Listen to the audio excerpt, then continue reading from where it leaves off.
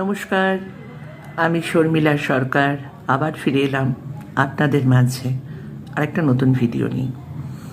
আমি মাঝে সাঝেই আসি, সবসময় তো আসতে পারি না। আজকে কিন্তু আমি এমন একটা বিষয় নিয়ে আপনাদের বলবো, যেটার সাথে আমার মনে হয় অনেকেই সহমত পোষণ করবেন, মানে একমত জানাবেন।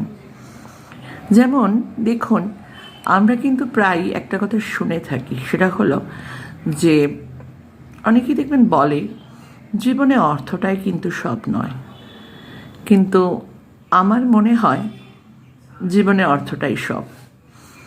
আমি এমন অনেক ক্ষেত্রে দেখেছি, মানে যেহেতু একটা বয়স অতিক্রম করেছি এবং অনেক কিছু দেখেছি, সেই অভিজ্ঞতা থেকেই আমি বলছি যে জীবনে সত্যি অর্থটাই সব।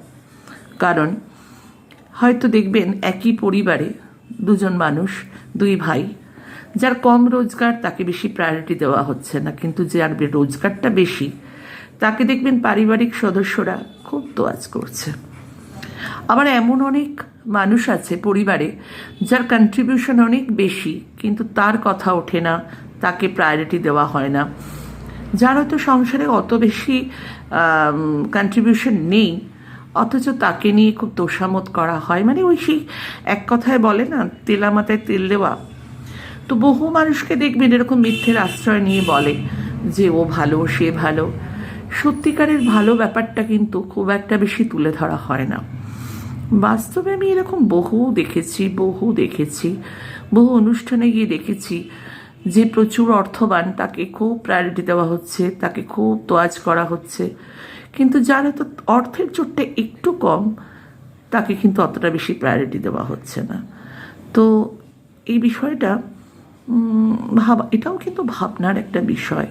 এই যে বাজে বাজে লোকে বলে না জীবনে অর্থটাই সব নয়, আমার মনে হয় এটা ভুল ধারণা। জানেন, আমার মনে হয় জীবনে অর্থটাই সব। অর্থ না থাকলে মানুষের কিন্তু কোনো অস্তিত্বই থাকে না, তাই নয় কি বলুন? আমার সাথে নিশ্চয়ই আপনারা অনেকেই সহমত পোষণ করবেন। আবার ফিরে আসবো আর একটা সুন্দর ভিডিও নিয়ে। নমস্কার, ভালো থাকবেন।